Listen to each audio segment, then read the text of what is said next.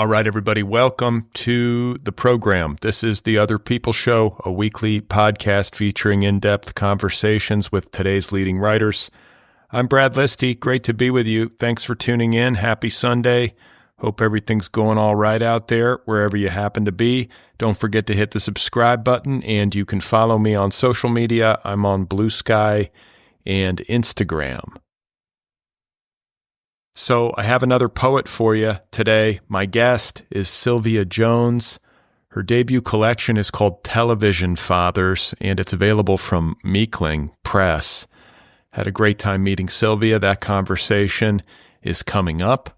Today's episode is brought to you by Penguin Press, publisher of Where Are You Really From?, the new story collection by Elaine Shea Chow. This is a multi-genre collection that explores the limits and possibilities of storytelling. It features 6 singular stories and a novella. Where Are You Really From?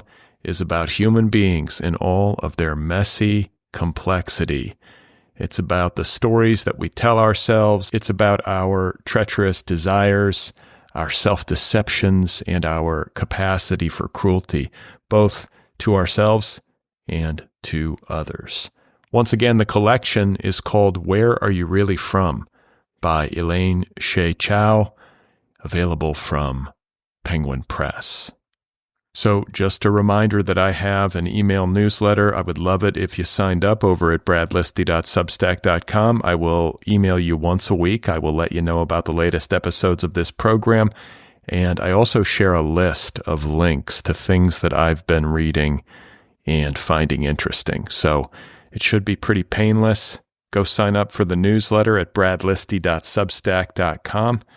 And I want to give a quick plug to DeepDive, my new company, which is now live. DeepDive specializes in the creation of educational audio courses. The debut course from DeepDive is called How to Write a Novel, and it features more than 50 hours of never-before-heard conversations with dozens of today's most celebrated authors, including Melissa Broder, Emily St. John Mandel, Stephen Graham Jones, Steve Almond, Antoine Wilson, Matt Bell, Matthew Salasis, Hannah Pittard, Lynn Steger-Strong, Maya Binyam, Juliet Escoria, Elle Nash, Claudia Day, Kimberly King Parsons, Alexandra Tanner.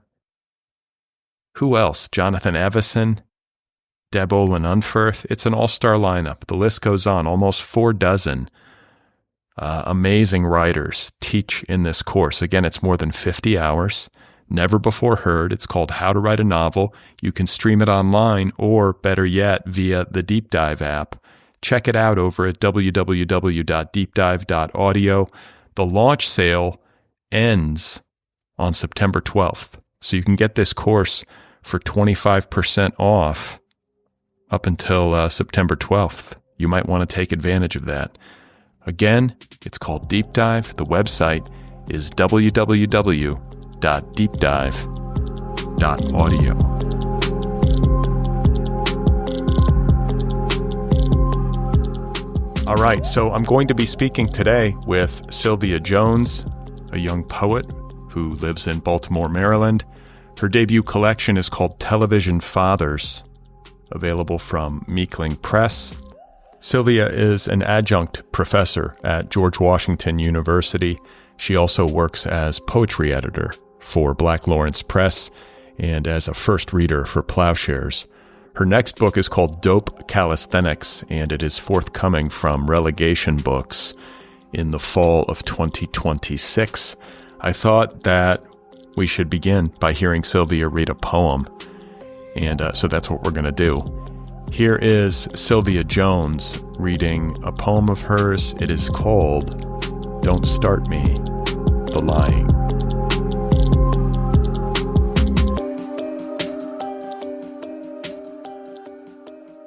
At a prosperity clinic, the catbird in the meadow asks, "How many showers do you have to take to get a car?" Out both sides of my mouth, I replied, "Don't start me, the lion." Metal pane, stained glass, window seal, oogly looking thing. She steps out into the frame and cruelty lingers, like a wafer chasing losses syndrome. Hipsqueak malaise always does what you want the alcohol to do. And remembering is the part that helps you remember the things that you need to know, like, if I love you, I love you. It's not your fault. Or, congratulations, underwater robots. Striking a colorful garb against deconstructions in the background. And the house is a computer wearing cathedral arms. After all, what is grief? A casino? Or no, it's one of those de facto objects people look at to say they saw. Supernatural FOMO. Like opening up a gentrification. Like being able to close a door in your head to keep your thinking brain from getting into. All right, there we go. That was Sylvia Jones reading a poem entitled Don't Start Me the Lying. And it is now time for the conversation. Hope you enjoy it. Thanks again for tuning in. Here I am with Sylvia Jones, and her debut collection, one more time, is called Television Fathers.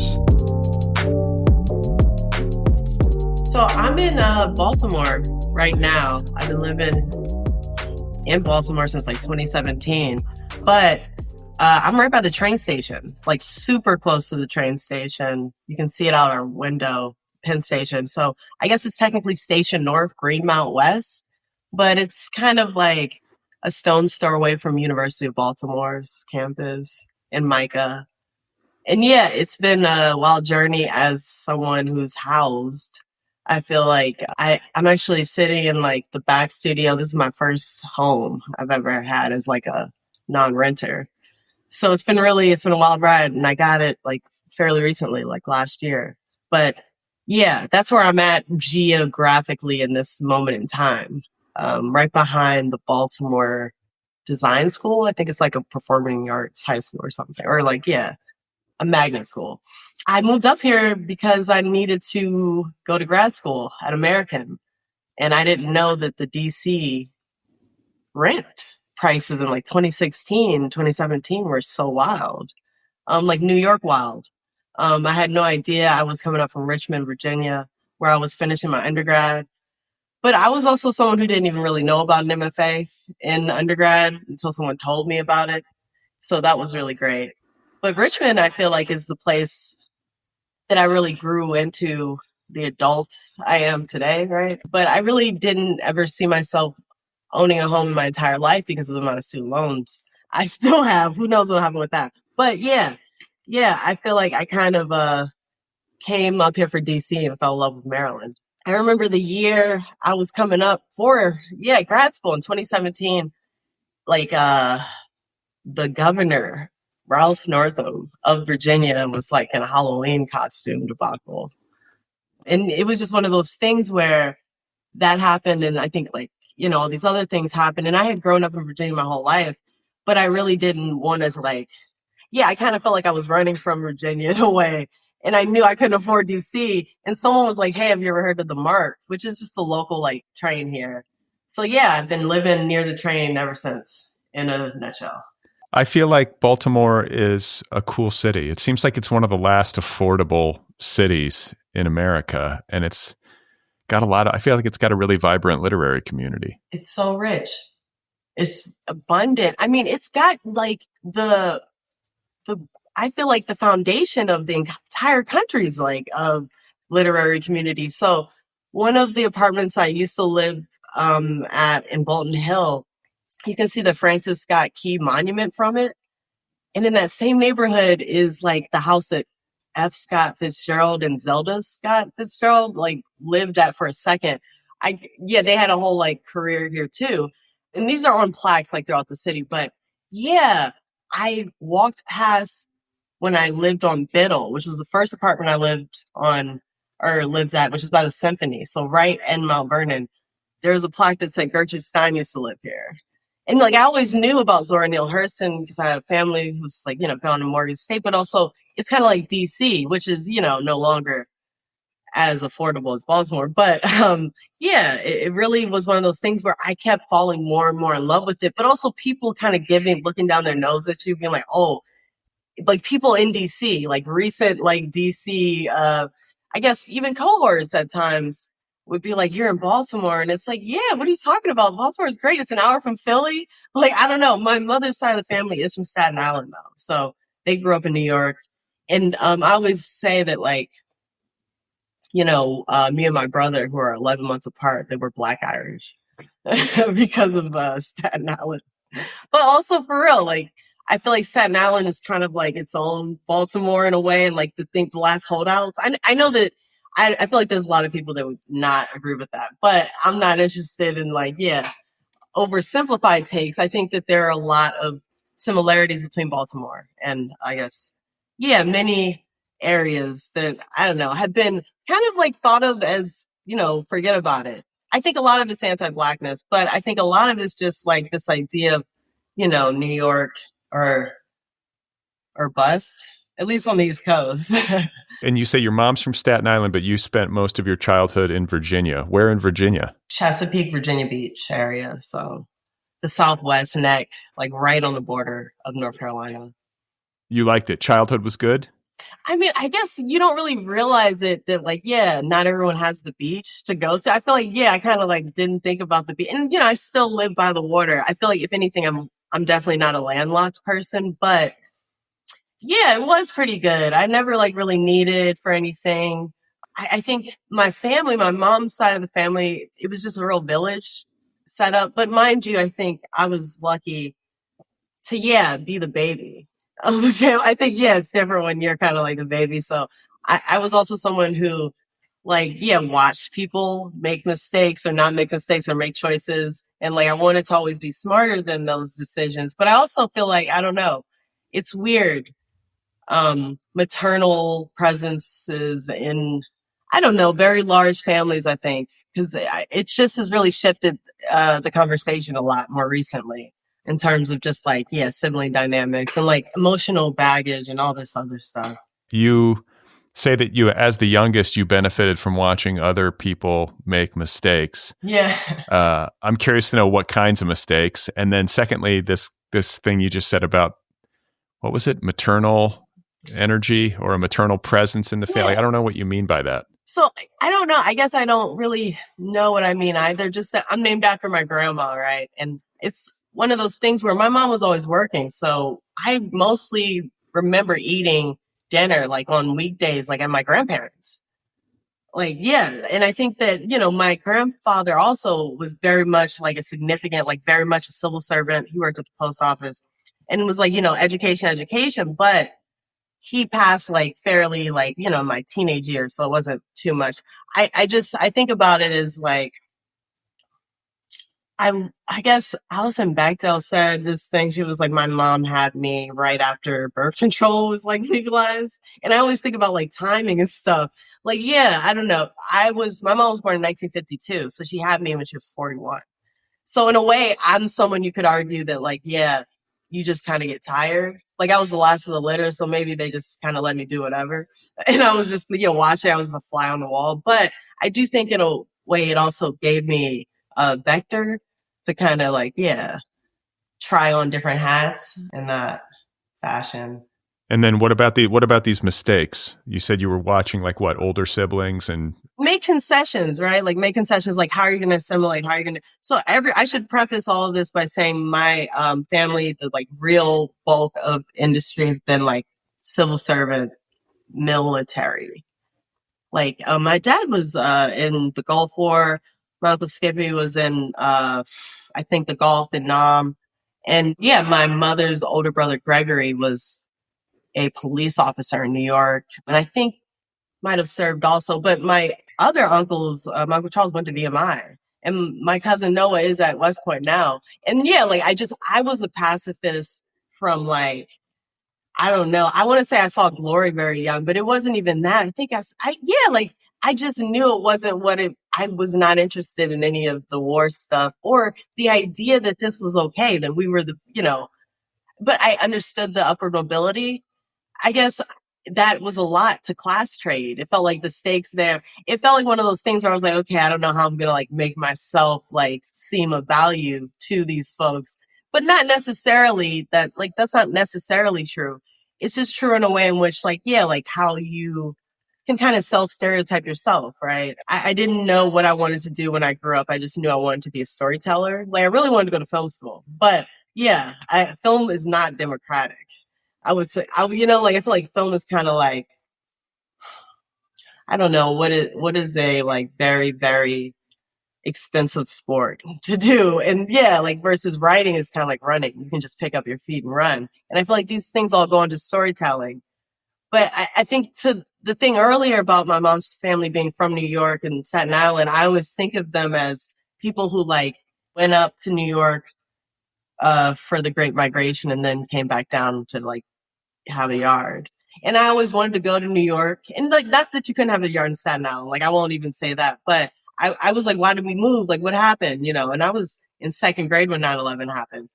But like, I was born in St. Vincent Hospital, and I think it's still St. Vincent's, or it's like a part of like the College of Staten Island. But nonetheless, me and my brother were born there, and they had already bought the house in Virginia. And I really wanted to go to college in New York, and we spent so much time visiting family that I was like, man, maybe I'll be able to do it. But I realized it wasn't affordable very, very young, like how wild it was just to stay there and the cost of living. But I wanted to know why, like, why couldn't we stay? And my mom said New York in the 90s, the early 90s, was not a safe place. So then, I'm always thinking maybe Sarah Schulman's right. Like, maybe the people that have said, I think it is true. Like, what was cleaned up after, like the post Giuliani, like the idea of like New York really having an evolution, almost like in the 60s with Times Square, like post 9/11 is so interesting to me because, I had friends who went to Cooper Union. And I was like, man, if I could just get into a really very, very like cheap school. And it was just one of those things where it doesn't matter how cheap the school is, the cost of living there as well. But yeah, I learned that it's all debt. It's all student loan debt regardless. And honestly, I don't think I could have ever afforded a house this big, any borough of New York. So Baltimore it is. So you're growing up in Virginia. Yeah. You have all of these civil servants in your family, soldiers, police officers, post office workers, and you turn out to be, I think you said you're a pacifist and an artist and a poet. Like, can you trace it? Like, do you know how you formed? Like, are there latent artistic impulses in your family that you can kind of trace your own interests and abilities to? Or were there events in your early life that you feel like were really formative and might have sent you in the direction of the arts? Yeah. So there's a theater in the village called the Minetta Lane Theater. And that's my mom's name. So even when they were in New York, like my grandmother loved the plays. And I literally remember my first play. Oh, gosh, I went to go see, I guess, it's called Lady Pearl Sings the Blues. I think that's what it's called. And it was at the Ford's Theater. And we went on a field trip. So that was like my first real play in high school. But up until then, I was very much just kind of one of those kids that like to read. And I think that because we were in the suburbs, of course, there were less opportunities for theater, but there was still community theater. And it was one of those things where I was also really enamored by church, low-key. So, okay, because they are my family, my mom's side of the family from New York, I grew up Catholic. I should say that also. So I went to Catholic school from like K through like 8th grade. And, that's what I love about art. The Arthur Miller play, Doubt. I know you know. Yeah, Doubt. I feel like I think about sometimes like, that's the kid in Doubt. That's like one of my relatives. Like, in the South, you couldn't get a good school to teach. Wait, isn't Doubt John Patrick Shanley? It might be. Yeah. I'm terrible. No, literally it is. I love Arthur Miller, but yeah, you're right. Not Death of a Salesman. So yeah, I wasn't not interested in just like this narrative behind like mass. I was like really into that in a way, but also I liked the idea of getting or seeing like the transfiguration thing. I thought that was cool. So a lot of my interest in art, I think, did low-key come from like not necessarily a non-secular spiritual place, but I was kind of like really interested in what the spectacle behind the spectacle was. And then I went to a theater high school, And it really allowed me, like, through like Greek mythology and all that stuff, to understand that, like, yeah, the theater and church are the same. It's all the same. It's all the same storytelling. But also in that environment, I read Sartre. And yeah, like, to a gay kid who like is afraid of going to hell, like, to be like told you there could be limbo, that was cool. But it was very much like one of those things where that was the environment in which the magnet school I went to, I was able to like write a one act in a playwriting class, and they put it on. It was part of like this 10 by 10. And in that one act, yeah, I came out to my mom, which was really wild now that I think about it. But it was also one of those things where I was reading like these AIDS plays as a teenager, not really even understanding what it meant. And, you know, we did Laramie projects. I had an incredible teacher, Ricardo Melendez, and we did Laramie project, I think, in 2011. And, you know, I think they like interred Matthew Shepard's remains at the National Cathedral like a couple of years ago. So for me, I think like I've kind of like had this weird relationship where I feel like things have been hidden from me for whatever reasons, culturally, like because of various like class like experiences. And through art, I've kind of like found them. Through someone else's narrative, I've discovered them. So another thing I was exposed to in that performing arts high school environment was The Race in the Sun. And I remember having a weird teacher who was kind of great, but I loved him. Randy Strauderman, who's a playwright. He's no longer with us.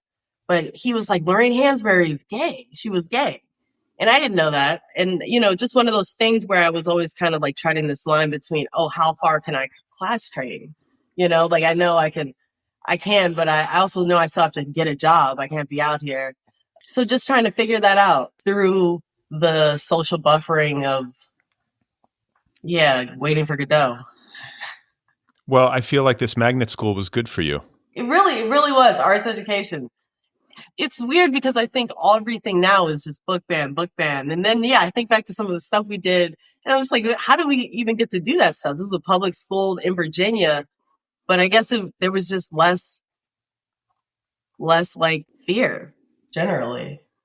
And just like fascist, like oppression, and you know, we're in a dark place when it comes to like books and book bans and you know, kids having access to anything that even has like a whiff of subversiveness to it, especially in certain places. But I want to talk with you about Roanoke because you mentioned like you went there for college and you found that you didn't like Roanoke. I'm curious why. Like, what was wrong with Roanoke? I don't know anything about it.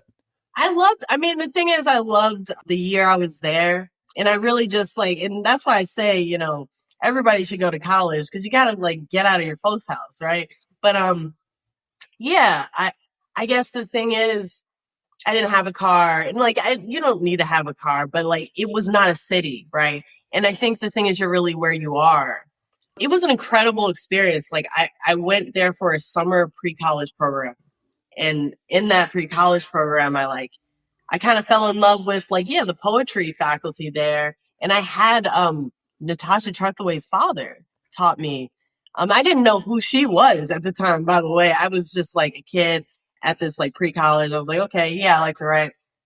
And then I would eventually end up enrolling, and I had him as a teacher again. And I would soon learn that she was like the poet laureate. But more than that, I feel like that was how I first came across her work and Denise Levitrov. And just like, that was the first time I was in an environment with serious writers. Not that I was a serious writer at the time, but like, I really loved it for that and that alone. I just had no idea what I myself wanted to do with any of it. At this point in time, I'm like half still like butthurt that I'm not in film school. But more than that, I could have been a film major at Hollins, of course. I didn't like it because the only time I really saw Black people was in the dining hall, and they were working. And it was one of those things where I had friends of color who were from that area, and learning about the segregation of like, the Western, like Shenandoah Valley, it was very startling. Because the thing that I would say about Virginia Beach, Portsmouth, Hampton Roads area is everyone is military adjacent working class. So a lot of people are first, second generation, like it's a very diverse place. My first best friend, Adrian, was Filipino. She lives in San Diego now. She's a nurse. But like Hollins University is a women's college. And I love like historical like colleges and all that. I was kind of someone who like, yeah, could have won Jeopardy, could still win Jeopardy, I think, off of college information. But I got like a 70 grand annual scholarship to go to Hollins. And I also got a scholarship to go to Spelman for like $400. It wasn't really a scholarship. I got into Hollins and Spelman in Atlanta. And yeah, I did not go to Spelman because they gave me like $300. I wanted to, or I thought I wanted to, but in reality, I didn't want to. Because yeah, the Bible Belt is just as real as anything else. What I'm saying is like, yeah, I was like, how come Spelman didn't give me any money? And I found out that not that many people give back that are alum because they have so many loans. So like, yeah, like this is what I'm saying about the class training. And more than that, I think I would have really not liked it because Atlanta's a place where you do definitely have to drive everywhere. But also the Bible Belt is really one of those things. I really hate the megachurch thing. I could get into that for a minute. But what I'll say is it felt as though like Hollins was a smarter choice. But when I think about it, I was like, okay, I'm going to this women's college. I got into this women's college. I got into this HBCU. Which do I have more hangups with, being Black or being a woman? And I think I was like, I think I'm okay on being Black. Like, I'm all right. And like, yeah, if I'm being frank, I was like, and also they gave me the money. And I grew up in a very like middle class, but my parents, no one was a literary professional, but a very like literary aware household, like books everywhere. And I think that really informed like my sense of, okay, I was in a lot of predominantly white spaces, but I was also not used to being in those spaces. And that's what scares me moving forward in terms of class, in terms of how we like self-stereotype ourselves and whatnot. But yeah, I felt like I had to tell you the Spelman part because that's really why I went there. I went about like I'd say $185,000 in student loans combined between undergrad and graduate school. And, you know, my mom passed and I can't forget her saying like Jimmy Carter was president in 1970, whatever. And I paid $700 a semester because that is not enough for books. That wasn't enough for books in 2014. And it's like, you know, it is what it is. But in that way, it always felt like up to me, the individual, and various, you know, individuals in my family, you have to get the scholarship, basketball scholarship, academic scholarship, whatever. And like, that's really kind of, I would say it's, you know, exceptionality politics, the exceptionality politics of it. Like there was no one who was really going to sympathize with me, going to school for loans. I knew that I would have to make it. However, and I think that's just every artist's life, but I do owe my family a lot in terms of making me believe in myself, I guess. But yeah, I'm just like going on a tangent with that. Well, so you go to this women's college. What is it called again? Hollins? Hollins, Hollins. Annie Dillard went there. It's a really good school. The Pilgrimage on Tinker Creek, I think her big book, it's based off of the creek that runs by. So I would say it's right beneath Lexington. It's like right beneath, it's right next to Hampton, Sydney. So you go there and you take this scholarship. So you had money, but like you still came away with student loan debt, even though you had this, I guess it was a partial. Well, that's only if you keep your GPA up. You know how it goes. Well, I couldn't keep it up because, yeah. You weren't like an interested student? No, just the whole like, you know, I was very interested and I took classes there that changed me. But I think the thing is like, you can get 1A in one class, but yeah, you can't get if you can't get grades for classes you don't go to because, you know, maybe you're stoned or something. Yeah. Like, you know, but, you know, it is what it is. I did have a class though in January. It was a month-long class on The Wire. It was like one of the best classes I've ever taken. Urban Issues in Film. It was very, very comprehensive. And I do owe a lot of somewhat TV fathers to that class. Okay. I want to talk about TV fathers because it's making like more sense to me as a project in its totality now that I know that you have this interest in film. And, you know, you said you're still kind of angry that you didn't go to film school. Yeah. And I feel like this is maybe a way for you to channel some of your interest in that kind of work into poetry. Like, am I barking up the right tree? Absolutely. I mean, that's really, I think, the beauty of the whole playwriting, like formative years too, right? Everything is storytelling. And Spike Lee, I heard like Barry Jenkins say like Spike was the canon. I think he was talking to somebody in a, like an interview.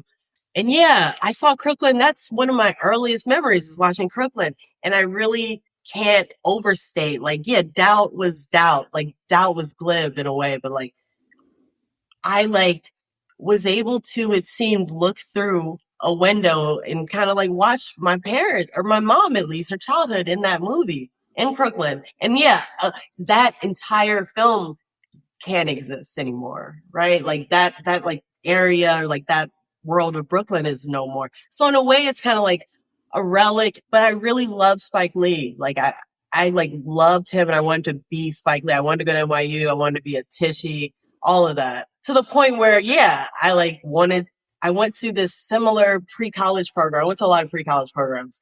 I think from grade 10 through 12, every year for Christmas, I didn't get anything. It was just like a summer pre-college program. But yeah, embraces.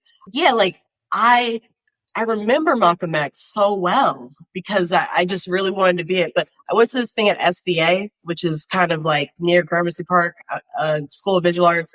And it was great. It was 2 weeks and unadulterated, like, yeah, you're in the city, you're making a movie with your friends. They're like, you know, the people you meet at this program, you're living in the dorms. It was a blast. I loved it. But from that experience, I realized I couldn't go to school in New York.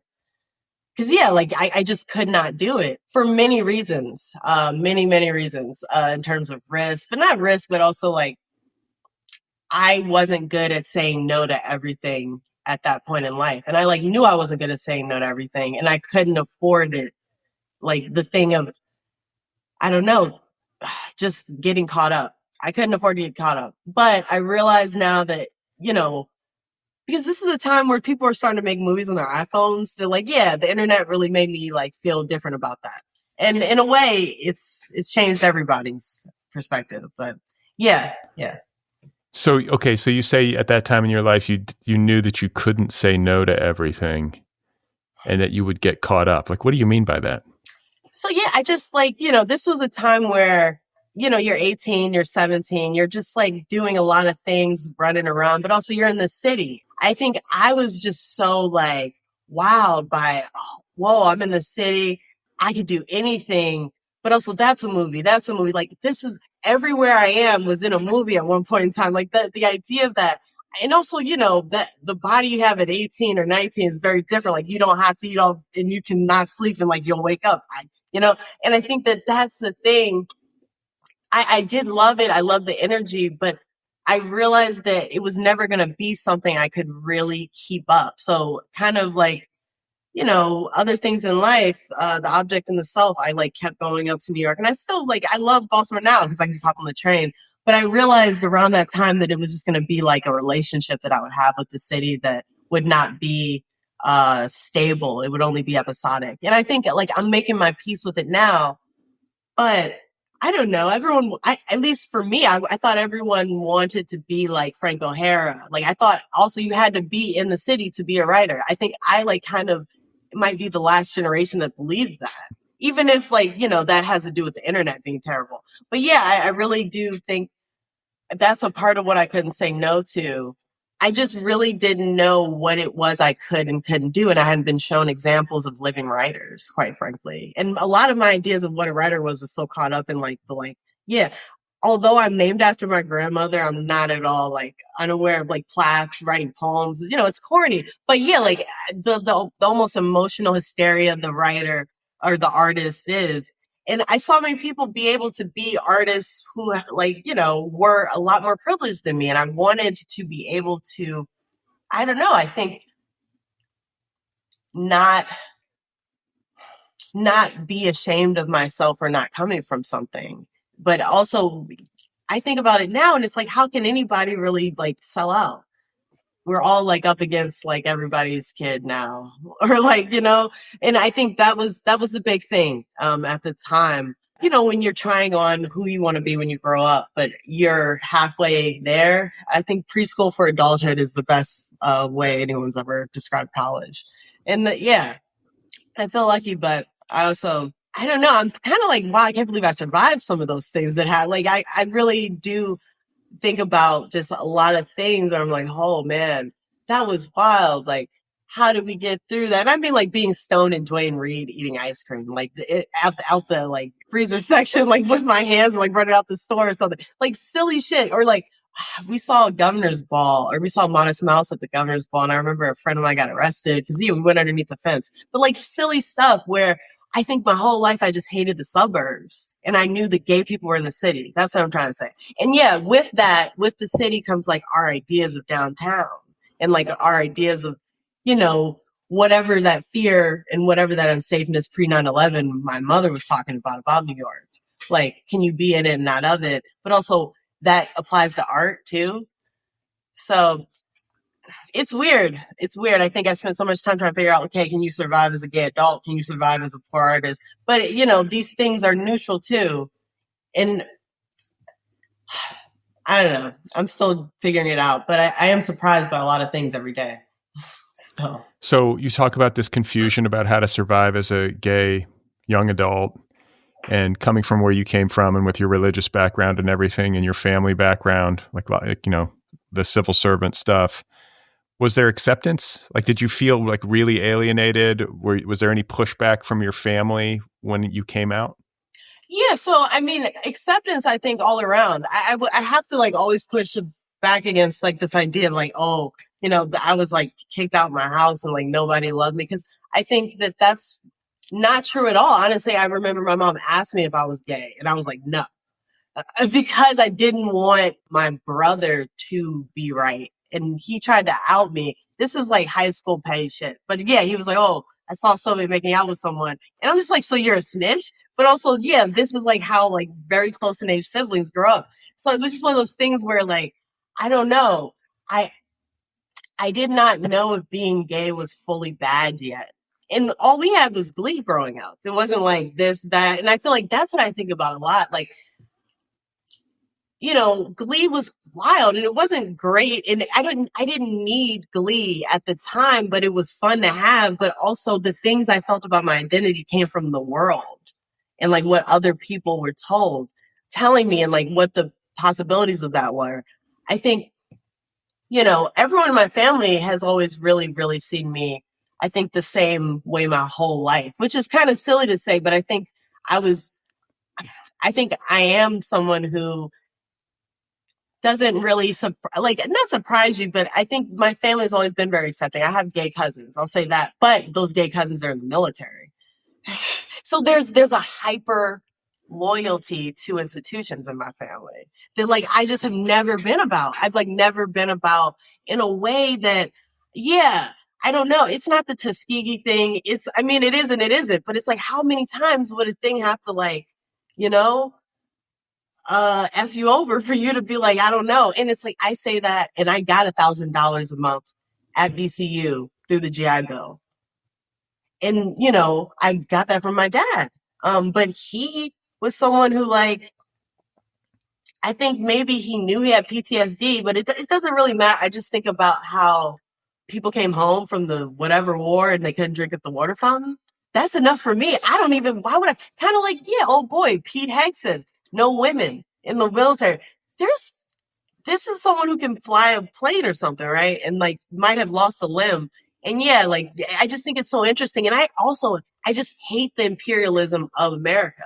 I think like that's a huge thing. I don't like the idea of, this is that, because once you start learning it, it's really frightening. But the U.S. military, I feel like, has been one of the wildest animals of the past, like multiple centuries. And I wouldn't say that my family is Clarence Thomas, but yeah, like it's one of those things where in mixed company, it really just depends. But I think that because there's so many, my cousin Nichelle, who's gay, went to Howard. And she went to Howard around like 2007, 2008, got her PhD there. She's National Guard and has worked for the military. I don't know. Like, I love her. She was one of the first successful gay people I knew. And like, yeah, she is in my family and everyone's always loved her. But what I'm saying is, I remember getting up to DC, looking for housing at American in 2017, thinking, man, I really missed the train.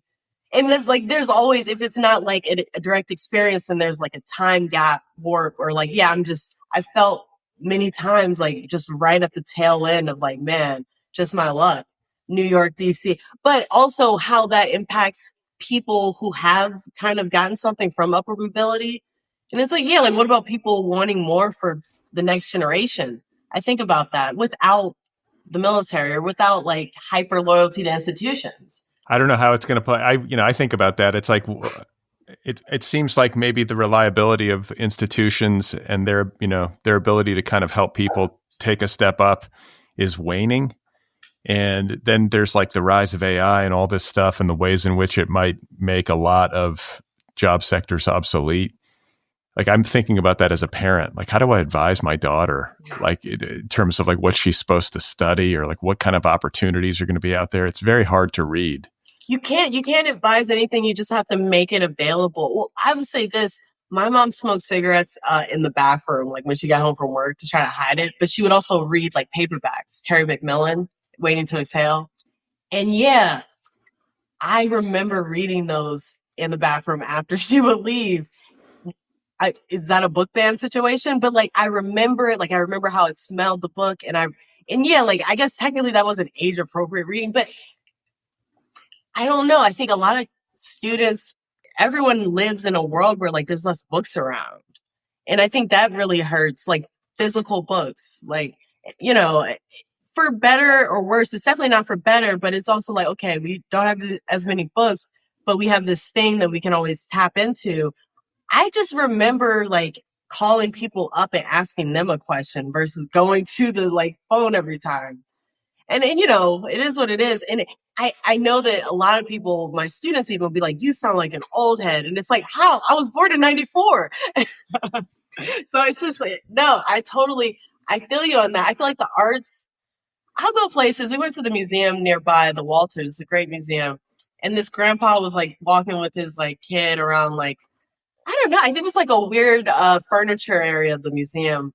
And he was just talking to him about like the different objects. And I think sometimes it's really just like, it just takes one teacher, it just takes one person in your orbit to like, hey, this is art. And like, there's no airs about it. Just like, this is what this is. That's what, No Exit was for me. Like, it just changed my entire like idea about myself. Like, oh, there's a way to think about the afterlife that might not be caught up in like good or bad. There is. Wait. No Exit is that the SART? Yeah, the SART about purgatory, limbo. Yeah. Okay, so you read that? I don't know. That came out of nowhere. You read that? Yeah, sorry, I did. I'm like so sporadic. That's one of the main texts I remember from high school that we read. Yeah, and Waiting for Godot, obviously. But just existentialism. Like, it speaks in the face of like, I don't know, the low-hanging fruit, the soft bigotry of low expectations that we live in now. And it had a big impact. It did. I don't even want to blow too much smoke up the French. Like, yeah, like I'm not one of those people, but like, yeah, like honestly, Jean Genet, but absurdity, theater of the absurd. In that way, I feel like I really am Irish. Like, yeah, I like love Beckett. I mean, I don't know. There's certain things. I mean, there was such a strong literary movement in this country in like the 70s or even the 80s. I feel like the 90s. And that's what I've been kind of thinking about more, about how, in a way, I don't know, I think we forgot that everyone's parents' generation, that was like the first generation where it was like you knowing how to read was like a good, like this could mean the difference between everything for the future of your family, reading. And I feel like we've gotten so far from remembering that. I was really trying to figure out what happened, because people are not like realizing that like, you should be proud to like, but also reading a book is not something that's for poor people or rich people. It's a thing for a person. And everyone should be well-rounded. Somewhere like between monetizing talents and like, I don't know, YouTube, I guess. I don't know, like becoming an influencer or whatever that is. It's no one wants to do the work, but also I don't want to read a book with a likable character. I want to not like someone and then I want to earn their respect, at least fiction wise, right? I feel like, yeah, I don't really even call myself sometimes a poet because of the baggage that comes with that type of stuff. I want to be seen as an editor, but also I think that's my class trader stuff. What do you mean by that? So mysticism, the Sgt. Pepper album.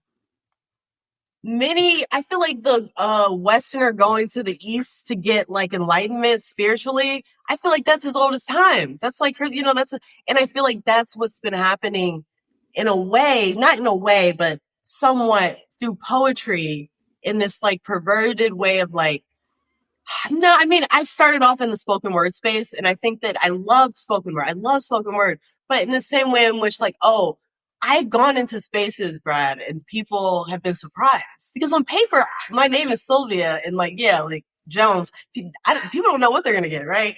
And like, if it's not my blackness that surprises them, it's my bushness, but it's like, yeah, like I'm just me. Like I was named after my grandma, like whatever.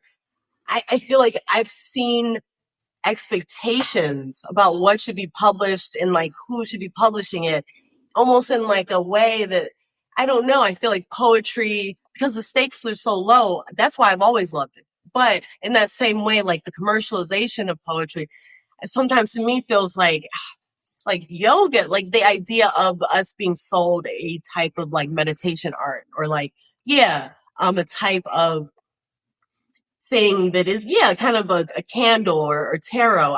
I feel like there is certain bodies are supposed to write certain poems and certain bodies are supposed to read certain poems. And that's why I like editing, because I can be on both sides of the table. But in that space, I have felt very, very, very dehumanized, or at least like my cynicism has grown a lot. And I feel like I don't have to be explicit because I think you know what I'm saying. But I think also in spite of that, my favorite work is translation. And I feel like that's the thing that's the thing about should we be able to follow Toni Morrison? That's what I was going to say. Like I was a real student of Roland Barthes. Like I don't know if everyone should be able to follow Joyce Carol Oates. Like, I don't know if like our heroes, if we should always be able to meet them. And like, I think the internet is great because it gives us access, but I also feel like it really like hardened the lines between entity and person when it came to artists. What do you mean by that? I'm confused. Like you say, it hardened the line, the internet did, between entity and artist. What I mean by that is like, Richard Blanco is someone who was like the first gay person who like read at the inauguration, I believe. I think he read at Biden's or Obama's second one. And I think that my mom, who's someone who like didn't have much backing or like knowledge in the poetry world. And this is what I'm saying about people having good intentions, like non-malicious intentions. But to you, it's like, what? Yeah, I have gotten many a book or a poetry book that is like not necessarily at all what I'm writing like, but I understand why the people are giving it to me. But quite frankly, I don't know if I don't want to be identified as someone who's writing this, but because I myself am a Black woman, I guess this is how my work is seen when it's seen, despite knowing that like, yeah, not everyone's carrying at every second whatever identity baggage they have. I'm talking about how Amanda Gorman was the reader at the inauguration after Richard Blanco. And I thought that was really wild because Richard Blanco was the first gay person to ever do that. And like, I don't really know outside of being chosen why Amanda Gorman was especially qualified. But like, I didn't go to Yale or Harvard or all these other places. And I don't really I feel like the idea that I'm not allowed to not like someone else's work because I have to like it because I'm Black, like I can't be a critique of it. Like to me, that's like especially wild because it's not like I'm trying to bring people down. I'm literally saying that like, oh, I don't know if this commercialized aesthetic is where I'm at, but I see that it can get you gifts. But I feel like to me, it feels like a ceiling in a way. Like, oh, this is Black poetry. This is like this or that. And I don't think that like this is something that hasn't been talked about. I think people have talked about it. But what I'm saying to you is I don't like being oversimplified. And I think that people who aren't reading like a lot of poetry, but are reading like poetry kind of like on a panoramic level commercially, like the poetry that's at Target or something, might think that everybody who is currently making poems now in Black is like Gwendolyn Brooks 2.0. And I I love Gwendolyn Brooks, but I think the thing is, that's why I say spoken word, because that's a completely different field that is connected to poetry and me. But I've seen it be like a performative thing. And when I was very, very broken American, driving in all the time to grad school from Baltimore, taking the train, there was this poem that was released in The Nation. And it was like this poem, it was told through the perspective of like a Black person who was poor or homeless, but it was written by this white guy. And I remember everybody was, oh, is this okay? Like there was a big like thing about it. And I just feel like that didn't matter to me. It was about like how bad the poem was. My favorite, one of my top 5 poets, Philip Larkin. Love that guy. I didn't even know he was like kind of the problem. I didn't know Philip Larkin was like a little bit of an issue. I love kind of learning about stories where, okay, I don't care about like whether or not you would kill baby Hitler. That's nothing. I like the idea of Janis Joplin bought Bessie Smith's headstone when she found out that it was unmarked. I like the idea of, I don't really care about, I understand it's a problem, but I have forgiven Gertrude Stein because Harriet Mullen forgave her.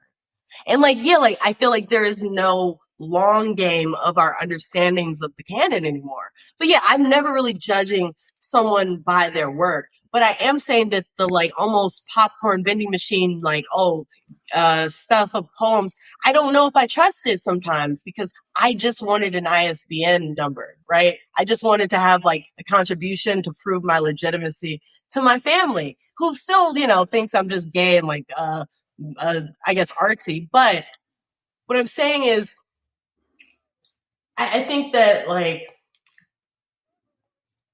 I want to be intentional about my community, but I keep seeing things get taken away from people generationally that were considered to be strongholds. The woman who hired me at one of the schools I teach at, she was pushed into retirement. When I started grad school, it was like, oh, you get 2 books, maybe tenure. Every time someone tenures retired, they hire 7 more adjuncts. It's what we were just talking about. I have to be deeply cynical because I don't really know how some colleges are closing down, but some colleges are acquiring presses.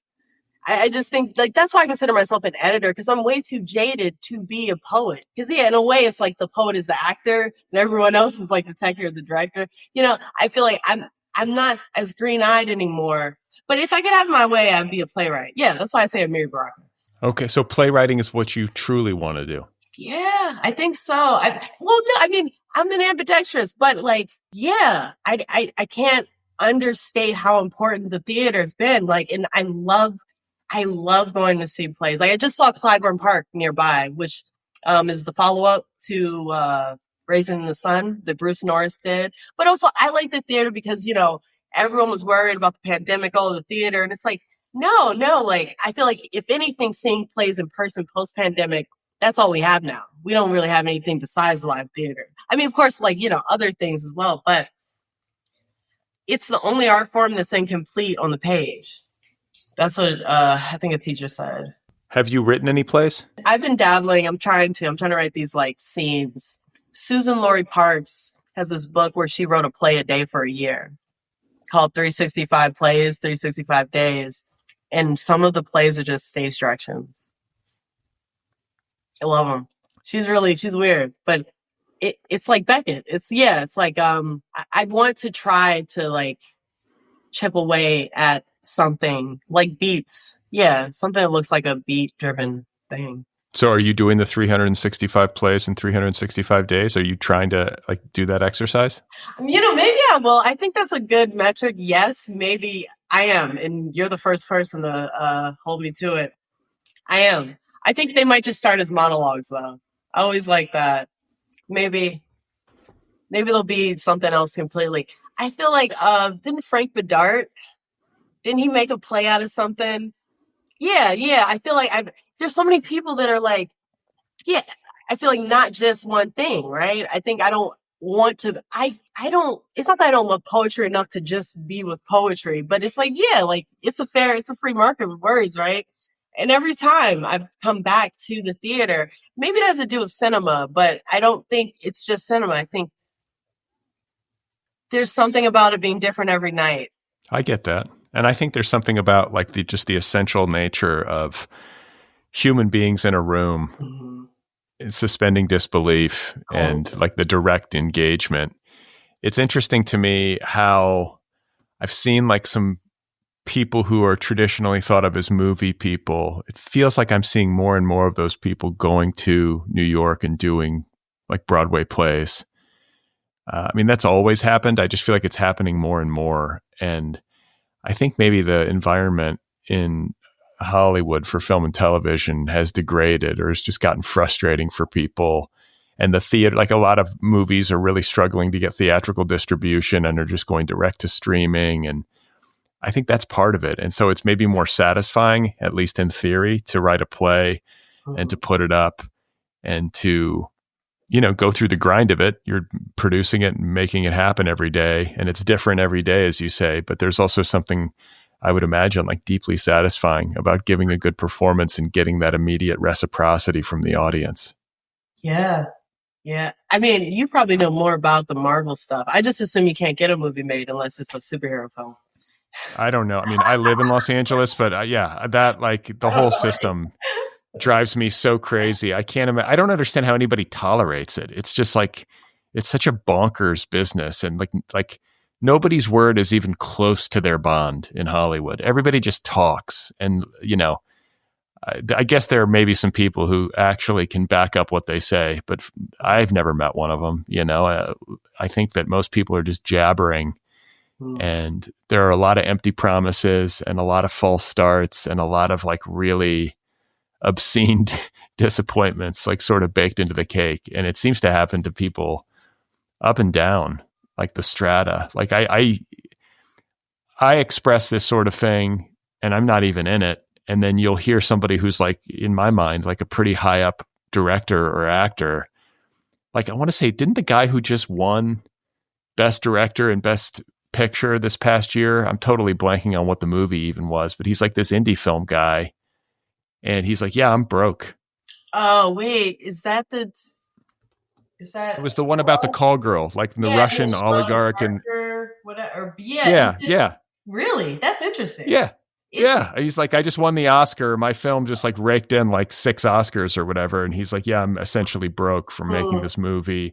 Or maybe it was the guy who directed the movie with Adrian Brody. Oh, The Brutalist. Yeah. Look. So it's really tough is the point. It's really tough. Yeah. So maybe it's good. Maybe it's a good idea. Just maybe go local and do theater and just be happy. Yeah. Well, so I always close by asking my guests at like what they're working on. You've got Television Fathers out. Are there other projects in the pipeline? You're doing this 365 plays in 365 days. As of this recording, you started that. So right now. That's next on your slate. But do you have other book projects or any other kind of projects in the works that we should know about? Yeah. Right now I'm working on manuscript Dope Callisthenics. It's set to come out in 2026. So like this time next year. And yeah, it's kind of a companion to TV Fathers, but it's also, it's a little different. It's more, I guess, focused on idioms and like phrases. Yeah. Kind of like the bamboozles or the phrastics of the second portion. In Dope Calisthenics, I'm really trying to like hone in on all the various like weird phrases from different parts of the world. Like, when pigs fly, or I'm trying to think what one of them is now. If a flower grew out of my palm, I think is one of them. Just the phrases for something impossible occurring, like, in various countries. I think Hungary. I have something in Polish. A couple of like idioms that, I don't know, have always stuck with me, but I never really understood it. There's one, I'll knock you into next week. Yeah, like the ire of violence. It's kind of playing with that on like a cartoon strip level. So I think it'll be fun, but also very, very like cunning and funny. I'm always like kind of making a joke out of it. Well, we will look forward to it. Sylvia, thank you so much for taking the time to talk with me. Thank you so much, Brad. It was a pleasure. Okay, there we have it. That was Sylvia Jones talking with me about her life and her work. I feel like that was wild. It was a wild ride. Sylvia is a poet. Her debut collection is called Television Fathers, available now from Meekling Press. You can follow her on Instagram.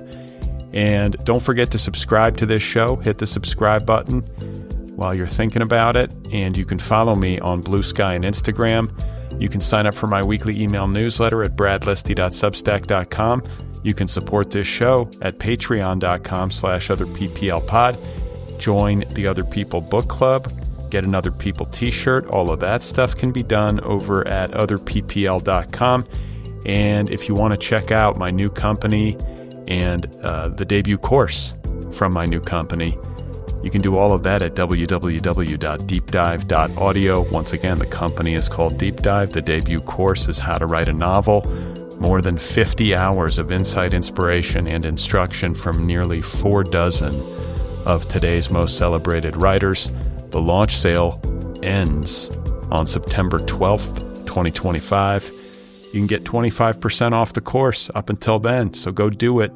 www.deepdive.audio. Last but not least, if you have a minute and you want to help me out, please give this show a rating wherever you listen. It just takes a second. Rate it, review it. It helps the show in the algorithm, and it helps it find new listeners. All right? So coming up on Tuesday, great conversation with Susanna Cahalan.